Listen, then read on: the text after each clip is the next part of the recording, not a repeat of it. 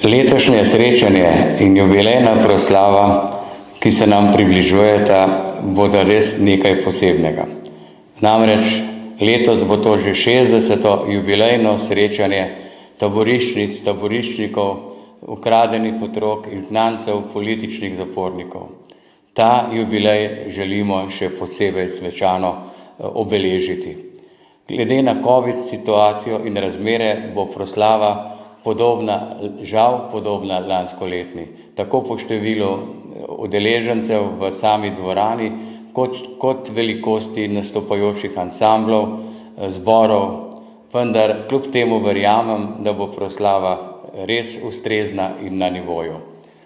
S to proslavo, ki smo jo poimenovali Podobe Portoroža, želimo res se najprej pokloniti vsem našim taboriščnicam in taboriščnikom, ki so del svoje mladosti, svojega življenja preživeli samo kot številke, v hudi bedi in pomanjkanju, v hudem terorju, kjer se je tudi smrt utrudila do smrti.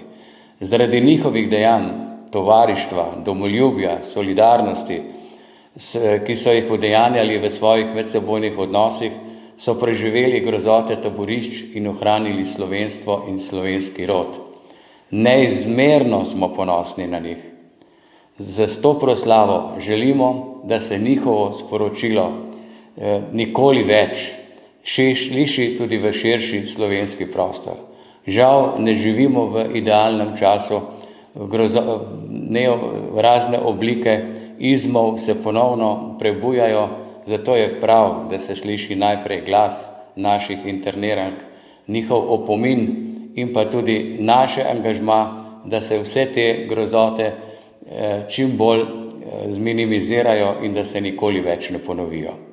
Upam in želim si, da bo proslava segla vsem vam v srce in v spomin in opomin, da se znamo zavedati, v kakšnem času živimo in da se skušamo kot družba čim bolje izogniti vsemogočim nevarnostim.